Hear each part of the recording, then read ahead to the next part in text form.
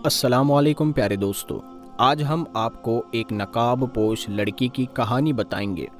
رمضان کے مہینے میں افطار کے وقت ایک نقاب پوش لڑکی کھانا مانگنے کے لیے ایک لڑکے کے دروازے پر گئی اور کہا، مجھے کھانا دے دو، میرے 2 بچے 2 دنوں سے بھوکے ہیں، مجھے کھانا دے دو گے تو دیکھنا تمہاری زندگی بدل جائے گی۔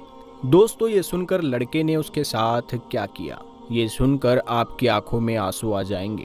تو آپ لوگ اس ویڈیو کو پورا ضرور دیکھیں اور لائک کریں، تو اس چینل کو بھی آپ سبسکرائب ضرور کریں۔ دوستو، جس بھائی کا یہ واقعہ ہم آپ کو سنانے والے ہیں اس کا نام حسنین ہے۔ وہ بتاتے ہیں کہ میں ایک آفس میں کام کرتا ہوں، میں اتنا پڑھا لکھا نہیں ہوں لیکن مجھے کسی اچھے آفس میں جاب نہیں مل رہی۔ ایک چھوٹے سے آفس میں جاب ملی تو میں بہت خوش ہو گیا کہ چلو گھر کا گزارا ہو جائے گا۔ آج سے 5 سال پہلے یہ جاب مجھے بہت اچھی لگ رہی تھی، کیونکہ اس وقت گھر میں صرف میری بیوی اور ایک چھوٹا سا بیٹا تھا، اسی لیے گھر کے خرچے اتنے زیادہ نہیں تھے۔ ایک وقت گزرتا گیا اور میرے 3 بچے ہو گئے، اور اس طرح ہم گھر میں کل 5 لوگ ہو گئے۔ دن بدن ہمارے خرچے بڑھتے چلے گئے۔ پھر وقت گزرنے کے ساتھ مہنگائی بھی بڑھتی گئی۔ بچے بڑے ہوئے تو انہیں اسکول میں داخل کروانا پڑا، اور اس اسکول کی فیس بھی کم نہیں تھی۔ ایسے میں جو مجھے آفس سے سیلری ملتی تھی وہ تو مہینے کے شروع میں ہی ختم ہو جاتی تھی، اور باقی کا مہینہ مجھے ادھار لے کر گزارنا پڑتا تھا۔ میری بیوی مجھ سے کہتی تھی کہ تم اپنے آفس کے مالک سے بات کرو تاکہ وہ تمہاری تنخواہ بڑھا دے، کیونکہ اب اتنے پیسوں سے ہمارا گزارا نہیں ہوتا، ہمارے بچے بڑے ہو رہے ہیں، کل کون کون سے خرچے اور بڑھ جائیں گے۔ بیوی کی بات سن کر میں پریشان ہو جاتا تھا، کیونکہ میں آفس کے مالک سے کئی بار اس سلسلے میں بات کر چکا تھا، لیکن وہ ہر بار میری بات سن کر یہی کہتا تھا، دیکھو حسنین، میں جانتا ہوں کہ تمہاری سیلری کم ہے، لیکن میں کیا کروں، تم تو آفس میں اتنا کام نہیں ہوتا ہے، یہ دیکھتے ہو، اگر ہوتا بھی ہے تو تم سے بڑے آفیسر کام کر لیتے ہیں، اسی لیے اسی سیلری میں تمہیں گزارا کرنا ہوگا۔ اپنے آفس کے مالک کی بات کو سن کر میں خاموش ہو جاتا، کیونکہ آفس میں کام بہت کم تھا، اور اگر اتفاق سے کام آ بھی جاتا تو مجھ سے بڑے آفیسر وہ کام کر لیتے تھے۔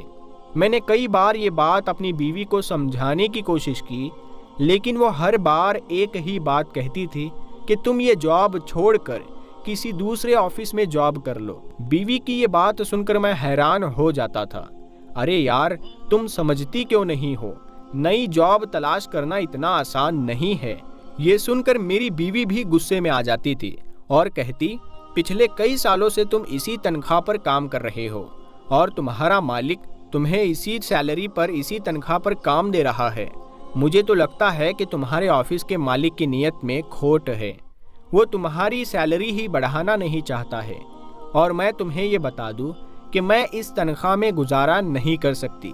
حسنین کہتا ہے کہ بیوی کی دھمکی سن کر میں گھر سے باہر نکل جاتا اور سوچتا کہ شاید میری بیوی کی بات ٹھیک ہے، لیکن اگر میرے آفس کے مالک کی نیت خراب ہے تو میں کر ہی کیا سکتا ہوں، اگر میں آفس چھوڑ بھی دوں تو مجھے نئی جاب کون دے گا، یہی سوچ کر میں سب کچھ برداشت کر لیتا تھا۔ بیوی بھی مجھ سے اور بچوں سے بہت پیار کرتی تھی، اسی لیے 2-4 دن غصہ کر کے خود ہی چپ ہو جاتی تھی۔ خیر، محبت تو مجھے بھی اپنی بیوی بچوں سے بہت زیادہ تھی۔ ایک وقت گزرتا گیا اور میرے حالات جیسے تھے ویسے ہی رہے۔ وقت کے ساتھ چیزوں کی قیمت بھی بڑھتی گئی، مہنگائی بڑھتی گئی، ایسے میں ہر آدمی پریشان تھا، کیونکہ تنخواہ کم تھی اور خرچے زیادہ تھے۔ اسی لیے میں نے بھی اسی تنخواہ میں صبر اور شکر کیا، کیونکہ میرے کئی دوست ایسے تھے جو بے روزگاری کے ہاتھوں تنگ تھے۔ میں اللہ کی ناشکری کیسے کرتا، کیونکہ میرے پاس تو جاب بھی تھی اور میرے بچے دوسرے لوگوں کے بچوں کی طرح بھوکے نہیں سوتے تھے۔ یہ میرے لیے اللہ کے شکر کی بات تھی، اور انہی دنوں رمضان کا بابرکت مہینہ بھی آ گیا، اور میں دعا کرنے لگا کہ اللہ اس مہینے کے صدقے ہمارا رزق بڑھا دے، اور میں نہ چاہتے ہوئے بھی اپنے آفس کے مالک کی طرف دیکھنے لگا کہ شاید وہ اس رمضان میں میری سیلری بڑھا دے، مگر ایسا نہیں ہوا۔ میں مغرب کی اذان سے آدھے گھنٹے پہلے اپنے گھر آ جاتا تھا۔ ویسے بھی گھر میں جلدی آ کر میں کیا کرتا، بیوی تو ہر وقت جلی کٹی سناتی رہتی تھی اور بچے اپنی معصومیت میں مجھ سے کہتے، ابو مجھے اپنے دوست کی طرح اچھے والے جوتے لینے ہیں۔ میں انہیں پیار سے بہلا لیتا اور کہتا کہ تم بس دعا کرو کہ تمہارے ابو کے پاس بہت سارے پیسے آ جائیں، پھر میں تمہاری ہر فرمائش کو پورا کروں گا۔ یہ سن کر میرا چھوٹا سا بیٹا خوشی خوشی کھیلنے لگ جاتا تھا۔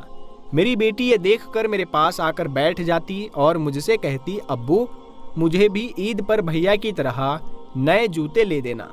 بیٹی کی فرمائش سن کر میں ہنس پڑتا تھا۔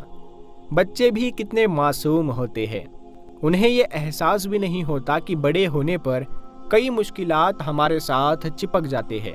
جیسے جیسے عید قریب آتی جا رہی تھی، بچوں کی فرمائش بھی بڑھتی جا رہی تھی۔ میں اپنے گھر آتا تو میرے بچے مجھے گھیر کر بیٹھ جاتے اور روز نئی نئی چیزوں کا مطالبہ کرتے۔ ایک دن میں کام سے تھکا ہارا گھر آیا، ابھی افطاری میں 20 منٹ باقی تھے۔ بچے اندر کھیل رہے تھے جبکہ میری بیوی افطاری کے لیے جوس بنا رہی تھی۔ میں چپ چاپ چارپائی پر جا کر لیٹ گیا۔ مجھے خیال آیا کہ عید آنے والی ہے اور ابھی تک میں نے کسی کے لیے بھی کچھ نہیں خریدا ہے۔ اپنے پچھلے مہینے کی تنخواہ سے تو میں پورا گھر کا سامان لے کر آیا تھا، اب مجھے تنخواہ عید کے بعد ملنی تھی، تو یقیناً نہ تو میں بچوں کے لیے کچھ خرید پاتا اور نہ ہی اپنی بیوی کے لیے کچھ خرید پاتا۔ چلو میں خود تو پرانا سوٹ پہن لوں گا، لیکن بیوی بچوں کا کیا قصور تھا کہ میں انہیں عید کے دن بھی کچھ نیا نہ دلا سکوں۔ میں دل میں دعا کرنے لگا کہ اللہ کرے میرے آفس کے مالک کو ہم غریبوں کا کچھ احساس ہو جائے اور وہ ہمیں کچھ تنخواہ ایڈوانس دے دے تاکہ میں اپنے بچوں کے لیے کچھ خرید تو سکوں۔ ابھی میں سوچ ہی رہا تھا کہ اچانک دروازے پر دستک ہوئی۔ میری بیوی نے جوس بناتے ہوئے میری طرف دیکھا۔ میں پیروں میں چپل ڈال کر چارپائی سے اٹھا اور دروازے پر آ گیا اور سوچنے لگا کہ بھلا اس وقت کون ہو سکتا ہے۔ افطاری میں وقت کم ہی بچا تھا۔ خیر میں نے جب دروازہ کھولا تو مجھے حیرت کا ایک جھٹکا لگا، کیونکہ سامنے ایک نقاب پوش لڑکی کھڑی تھی۔ اسے دیکھ کر میں ہکا بکا رہ گیا اور سوچنے لگا کہ یہ لڑکی اس وقت میرے دروازے پر کھڑی کیا کر رہی ہے اور اسے مجھ سے کیا کام ہے۔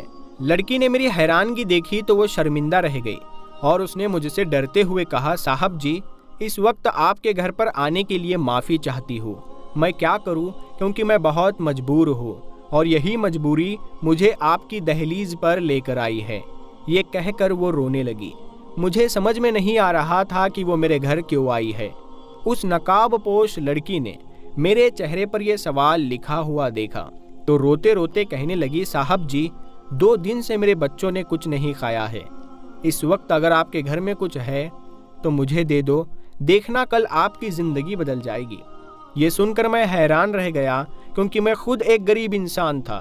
اس محلے میں کئی ایسے امیر لوگ تھے جو اس بے سہارا لڑکی کی بہت مدد کر سکتے تھے۔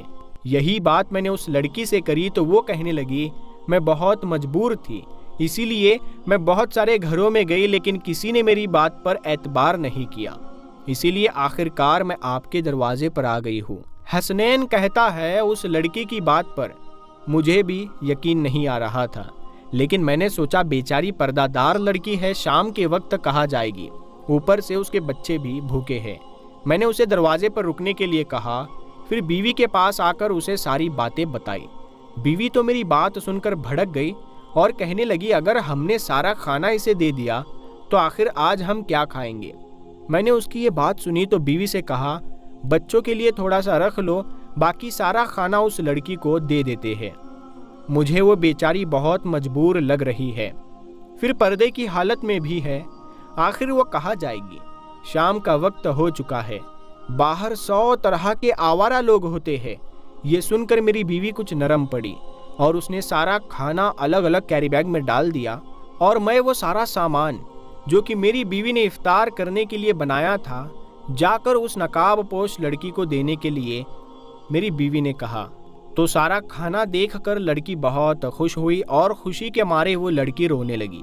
میں نے اس سے کہا، معاف کرنا بہن، ہمارے گھر میں بس یہی کھانا پکا تھا، میں بھی کوئی امیر آدمی نہیں ہوں، بہت غریب بندہ ہوں اور معمولی سی تنخواہ میں ہم 5 لوگ بڑی مشکل سے گزارا کر رہے ہیں، تو تم بس ہمارے لیے دعا کر دینا۔ یہ سن کر وہ مجھے دعائیں دیتی ہوئی وہاں سے چلی گئی اور میں واپس آ کر چارپائی پر بیٹھ گیا اور سوچنے لگا اس دنیا میں کیسے کیسے مجبور لوگ رہتے ہیں جو اپنی مجبوری کے خاطر کسی کے آگے ہاتھ پھیلانے پر بھی مجبور ہو جاتے ہیں۔ یہ پھر بھی اللہ تعالیٰ کا شکر تھا کہ میرے پاس جاب تھی اور اس سے ملنے والی تنخواہ سے جیسے تیسے ہی صحیح میرا گزارا چل رہا تھا، ورنہ میں یا میری بیوی بچے بھی بھوک سے تنگ آ کر کسی نہ کسی کے آگے ہاتھ پھیلانے پر مجبور ہو جاتے۔ میں اس وقت اسی سوچ میں گم تھا کہ میری بیوی نے مجھے بلایا اور کہا میں نے بچوں کو کھانا کھلا دیا ہے، انہوں نے بہت کم کھانا کھایا اسی لیے تھوڑا سا سالن اور روٹی بچی ہوئی ہے، آؤ مل کر اسی سے افطاری کر لیتے ہیں۔ یہ سن کر میں نے اپنے ہاتھ دھوئے اور باورچی خانے میں آ کر دسترخوان پر بیٹھ گیا۔ اس شام میں نے اور میری بیوی نے بچا ہوا کھانا مل جل کر کھا لیا۔ میں نے کھانا کھانے کے بعد اللہ تعالیٰ کا شکر ادا کیا کہ اس نے ہمیں کسی کے آگے ہاتھ پھیلانے سے بچا لیا۔ رات ہوئی تو میں اس بات کو بھول گیا اور نماز پڑھ کر لیٹ گیا، اور اگلے دن جب میں سحری کے لیے اٹھا تو میں یہ دیکھ کر حیران ہوا کہ واقعی ہمارا دسترخوان کھانے سے سجا ہوا تھا۔ یہ دیکھ کر مجھے بڑی حیرانی ہوئی۔ میں نے بیوی کی طرف دیکھا تو وہ میری طرف دیکھ کر مسکرانے لگی اور کہا کہ آپ کے آفس کا ایک بندہ آیا تھا، یہ سارا سامان وہی دے کر گیا ہے۔ اس نے کہا کہ یہ آفس کے مالک کی طرف سے ہے اور آج شام افطاری بھی آفس کی طرف سے ہوگی۔ حسنین کہتا ہے یہ دیکھ کر میں ہکا بکا رہ گیا، میرے آفس کے کنجوس مالک کو آخر راتوں رات کیا ہو گیا تھا؟ خیر یہ تو مجھے آفس جا کر ہی پتہ چلے گا کہ میرے آفس کا مالک مجھ پر آج اتنا زیادہ مہربان کیوں رہا۔ اس دن میں نے خوب پیٹ بھر کر کھانا کھایا اور نماز پڑھ کر اللہ تعالیٰ سے دعا کی کہ یا اللہ اسی طرح میری تنخواہ بھی بڑھ جائے اور میں اپنے بچوں کی ہر فرمائش کو پورا کر سکوں۔ اسی دن میں آفس گیا تو مجھے وہاں کا ماحول بہت بدلا بدلا سا لگ رہا تھا۔ میں نے یہ بات کسی سے نہیں کہی اور میں سیدھا آفس کے مالک کے کمرے میں چلا گیا تاکہ صبح والی سحری کے لیے اس کا شکریہ ادا کر سکوں، مگر یہ دیکھ کر میری آنکھیں پھٹی کی پھٹی رہ گئی کیونکہ سامنے مالک کی کرسی پر ایک لڑکی بیٹھی ہوئی تھی۔ اس نے مجھے اندر آتے ہوئے دیکھا تو مسکرا کر کہنے لگی آپ کو اس کھانے کے لیے شکریہ ادا کرنے کی کوئی ضرورت نہیں ہے کیونکہ یہ تو ہمارا فرض تھا۔ تو حسنین کہتا ہے یہ بات سن کر میں الجھ گیا۔ اس لڑکی نے میری الجھن دیکھی تو کہنے لگی یہ میرے والد صاحب کا آفس ہے اور والد کے انتقال کے بعد میں نے اس والد کے دوست کے حوالے اس آفس کو کر دیا تھا، لیکن دن بدن مجھے والد کے دوست کی شکایتیں آنے لگی تھی کہ وہ ورکر کے ساتھ بہت برا سلوک کرتے ہیں اور ان کی تنخواہ بھی کئی سالوں سے روک رکھی تھی۔ بس یہی دیکھنے کے لیے میں یہاں پر آئی اور کام کرنے والے ورکروں سے روپ بدل کر ملاقات کی تاکہ انہیں کسی طرح کا شک نہ ہو۔ یہ سن کر میں حیران اور پریشان ہو گیا۔ اس نے مجھے بتایا کہ میں وہی نقاب پوش لڑکی ہوں جو کل شام آپ کے گھر مدد طلب کرنے کے لیے آئی تھی۔ یہ کہہ کر اس نے ایک لفافہ میری طرف بڑھایا اور کہنے لگی کہ آپ اس آفس کے پرانے ایماندار اور قابل ورکر ہیں، اسی لیے سب سے پہلے میں نے آپ کی تنخواہ بڑھا دی ہے۔ یہ سن کر جلدی سے میں نے اس کے ہاتھ سے وہ لفافہ لے لیا اور خوشی خوشی اپنے گھر واپس گیا۔ بالآخر میری برسوں کی محنت رنگ لائی۔ سبحان اللہ۔ پیارے دوستو، ہمیں بھی چاہیے کہ ہم بھی روزے داروں کی، مسلمانوں کی مدد کریں اور بھوکوں کی مدد کریں، چاہے پھر وہ کسی بھی مذہب سے تعلق رکھتا ہو۔ یقیناً اللہ تعالیٰ ہمیں اس کا اجر ضرور عطا فرمائے گا۔ آج کی اس ویڈیو کو ہم یہیں پر ختم کرتے ہیں۔ امید کرتے ہیں کہ آپ کو آج کا یہ واقعہ، یہ کہانی پسند آئی ہوگی اور آپ اس ویڈیو کو شیئر ضرور کریں گے۔